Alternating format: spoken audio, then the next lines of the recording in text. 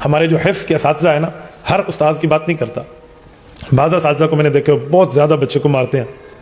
یہ مارنا ٹھیک نہیں ہے، اس طرح کی مار پیٹ یہ ٹھیک نہیں ہے. بلکہ استاذ کو چاہیے اپنی وضاقت ایسی رکھے، اپنا بیہیویئر، اپنا رویہ ایسا رکھے کہ شاگرد اس سے مرعوب ہو کر اس کی بات کو مان لے، اس سے امپریس ہو جائے، اسے زبان سے اور اسے اپنے ہاتھ سے تکلیف نہ دے، بلکہ ایسا رویہ، ایسی تربیت رکھے. یہ جو ہم نابالغ کو مارتے ہیں نا اور ایک بالغ کو مارتے ہیں، اس میں فرق ہے. بالغ تو اپنی ماں چاہے تو معاف کر سکتا ہے، وہ اختیار رکھتا ہے، لیکن جو نابالغ ہے نا وہ چاہ کے بھی آپ کو معاف نہیں کر سکتا.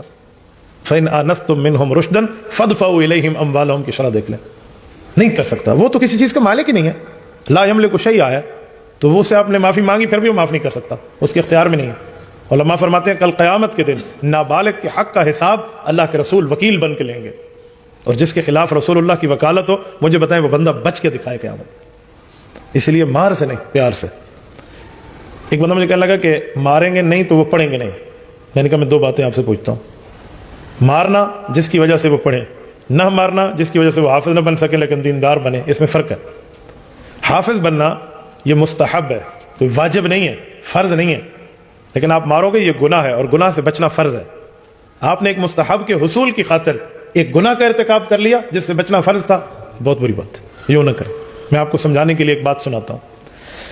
مسجد نبوی اللہ آپ سب کو لے جائے، مدینہ منورہ، اللہ آپ کی برکت سے ہمیں بھی لے جائے. میں مسجد نبوی میں بیٹھا تھا، ریاض الجنہ کے ساتھ چبوترا ہے جہاں اصحاب صفہ کا، اس دھرتی پر رسول اللہ کا پہلا مدرسہ، وہاں ایک چھوٹی سی قنات لگی ہوئی ہے، جو حضرات گئے ہیں وہ جانتے ہیں. تلاوت کلام پاک کے بعد قرآن کریم ایک دوست ساتھ پڑھ رہے تھے، وہ اٹھنے لگے تو میں نے کہا جی آپ نہ اٹھیں، آپ بزرگ ہیں. قرآن کریم میں نے لیا اور اوپر جا کے رکھ دیا، جیسے قرآن کریم رکھنے کی جگہ. میں اٹھا، پیچھے سے کسی نے شاید مجھے دیکھ لیا، تو ایک مولانا صاحب تھے، وہ آ گئے میرے پاس ملنے. السلام علیکم، کیا حال ہے؟ میں تھوڑی بات کر لوں. میں نے کہا جی یہاں سے نکلیں گے تو بات کرنا، اللہ کے رسول کا دربار بالکل سامنے، بالکل روضہ پاک کے ساتھ بیٹھے، یہاں گپ شپ مناسب نہیں لگتی، یہاں حال احوال میری مروت کے خلاف ہے، یہاں سے نکلیں گے باہر بات کریں گے، یہاں درود پاک پڑھ لیں. اس نے کہا حضرت میں نے دینی بات کرنی ہے. میں نے کہا جی بالکل آپ کریں. یہ واقعہ شاید مجھے کبھی نہیں بھولے گا.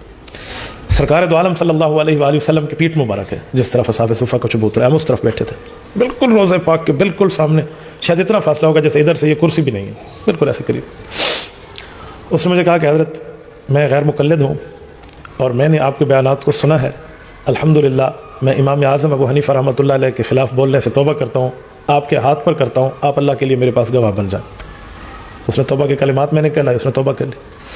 کہا میں غالباً فیصلہ بات کا بتایا، میں قاری سے وہیں کا ہوں. میں نے کہا آپ کیا کرتے ہیں؟ کہتے ہیں میں بچوں کو قرآن کریم پڑھاتا ہوں. پھر اس نے بیعت کی درخواست کی، بیعت ہو گئی، سب کچھ سارا معاملہ.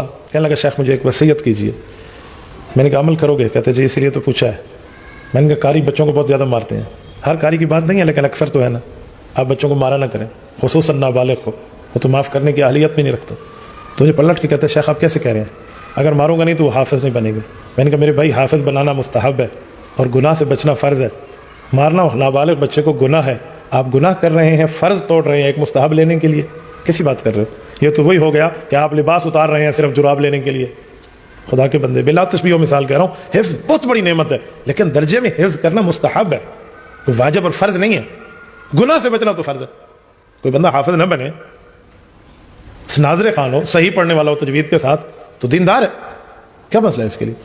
لیکن آپ بغیر مار کے پیار کے ساتھ بھی تو یہ مستحب کو حصول کر سکتے ہیں نا. کہتے ہیں حضرت مجھے آپ کی بات میرے دل کو لگی ہے، میں توبہ کرتا ہوں، میں آئندہ ایسے نہیں کروں گا. مجھے خوشی ہوئی کہ حضور پاک علیہ السلام کے دربار میں بیٹھ کے حضور پاک کے احکامات پہ عمل ہو رہا ہے. تو میں آپ اساتذہ کی خدمت میں بھی یہی بات عرض کروں گا، جتنا ہو سکے پیار سے. میں ایسے ایسے بندوں کو جانتا ہوں جو مار سے برگشتہ ہو گئے. میں ایک ایسی مشہور شخصیت کو جانتا ہوں جنہوں نے کہا میں قرآن کریم کا حافظ نہیں بن سکا. اس کی وجہ میرے قاری صاحب نے میرے منہ میں ایک اس طرح کوئی کیڑا تھا، یہ اٹھا کر ڈال دیا تھا کہ تجھے احدن ابدن کا جوڑ کرنا بھی نہیں آتا. یعنی آپ بتائیں وہ بچہ کتنا ہوگا جو نورانی قاعدے کا احدن ابدن پڑھ رہا ہے اور اس کے منہ میں کیڑا اٹھا کے ڈال دینا. اور وہ بچہ کہتا تھا کہ میں نے اس وقت قاری صاحب کو کہا تھا کہ حضرت مجھے اس کیڑے سے ڈر لگتا ہے، اس نے وہی اٹھا کے میرے منہ میں ڈال دی. میں آج تک حافظ نہیں بن سکا. میں ایسے بندوں کو بھی جانتا ہوں جس بچے کو منزل نہیں آتی تھی تو قاری نے اس کا کان کھینچا. یہ ہمارے ڈیرہ اسماعیل خان سٹی کا واقعہ ہے. کان کھینچا تو بچے کا کان اتر آیا. آج وہ قاری صاحب اللہ محفوظ فرمائے شہر کے ایک کونے میں بیٹھ کر بھکاری بنے ہوئے ہیں، بھیک مانگ رہے ہیں. کیا حفظ اور کیا تعلیم اور کیا دین. اللہ محفوظ فرمائے، اللہ محفوظ فرمائے. آنکھوں کی نعمت چلی گئی، صحت کی نعمت چلی گئی، ہاتھ پاؤں کی نعمت چلی گئی. اللہ محفوظ فرمائے. بہت بری بات ہے، بہت بری بات ہے. آپ نے حفظ کرانا ہے ضرور کرائیں لیکن پیار کے ساتھ، مار کے ساتھ نہیں. آپ اپنی ترتیب پر، جیسے استاذ ایک ہوتا ہے وہ ایک روب ہوتا ہے اس کا، آپ گپ شپ نہ لگائیں نا، آپ یاریاں باشیاں نہ کریں، آپ اپنی حیثیت خود نہ کھوئیں نا بچوں کے ہاتھوں، تو بالکل آپ کرا سکتے ہیں۔ میری اس نصیحت پہ آپ ناراض نہ ہونا، ہو سکتا ہے میں نے آپ کی عزت احترام میں کوئی کمی کی ہو تو میں اس پر معذرت خواہ ہوں، لیکن میں جو بات اور میسج کنوے کرنا چاہنا ہوں وہ میرا درد دل ہے۔ تبارك الذي نزل الفرقان على عبده ليكون للعالمين نذيرا